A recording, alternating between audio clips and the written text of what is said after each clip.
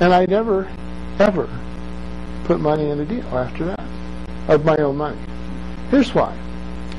First of all, she said, you're going to lose the $25,000. She says, you're going to lose that money. She says, you don't do well like that. She says, you should be in deals where you don't put up any money and everybody else puts up all the money, because you would crawl over broken glass to make sure that the other guy doesn't lose his money. But you could care less about your own money. You will lose that $25,000.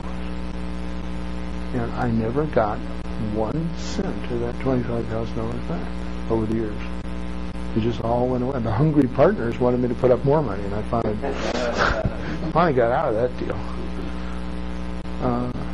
So I've always wanted to be a sponsor.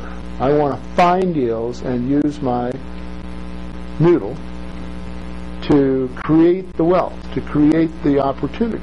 And somebody else who can't do that, or won't do that, or hasn't got the skill, or hadn't spent 44, 45 years doing it, let them put up the money. You feel like that? Is that something that you could get used to? Yeah. Because when I put up nothing and get back $100 or $500 or $20,000, or in this case $1.8 million, what's my rate of return? It's infinite. It's infinite. Now, if you were an investor in one of my deals and you put up $100,000, and in the next 4 or 5 years you got your $100,000 back, and then going forward you were getting like $20,000, $30,000 a year, what is your rate of return on that $20,000, $30,000? What? It's infinite. You got all your $100,000 back, right? You got every dime of it back, and now you're going to get an infinite rate of return on your money. Is that a bad deal for you? It's a great deal for you. When people say, oh, well, this deal only gets an 11% return. Yeah, but my return, unless this deal crashes, burns, and goes south, my return is infinite after I get my money back.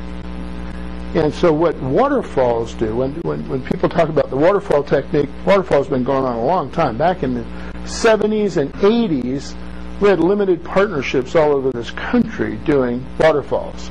They didn't call them waterfalls, but that's what they did. There was a general partner in those days, usually. And the general partner would typically take 1% of the deal, and the limiteds had 99% of the deal. Sound pretty good? Sound safe for the limiteds?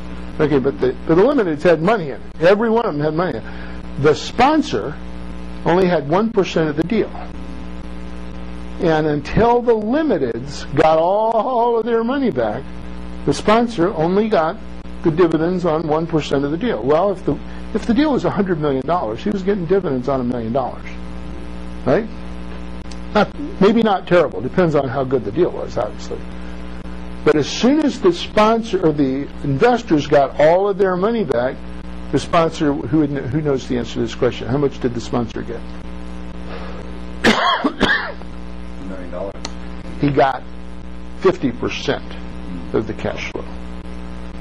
50% of the cash flow. So if the deal was cash flowing $100,000 a year, he was starting to get $50,000 a year, whereas before he was getting $1,000 a year.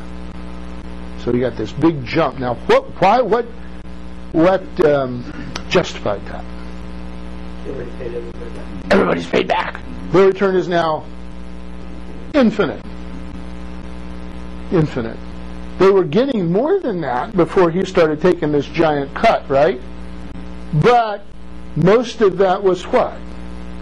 Was the return of their money, not the return on their money. And one way to look at it was all of it was return of their money. So it was like they lent it to him with no interest until they got it all back. And then they made an infinite return on the nothing that they had left invested.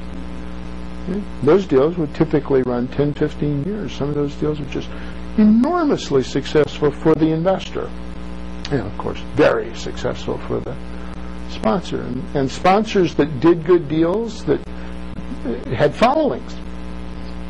They would lead investors from one deal to the next deal to the next deal, and they had maybe a core of 40% of the money that always went with them, which is very cool. I have a certain core of money. I can get on the phone, call up 10 guys, and raise $1 million.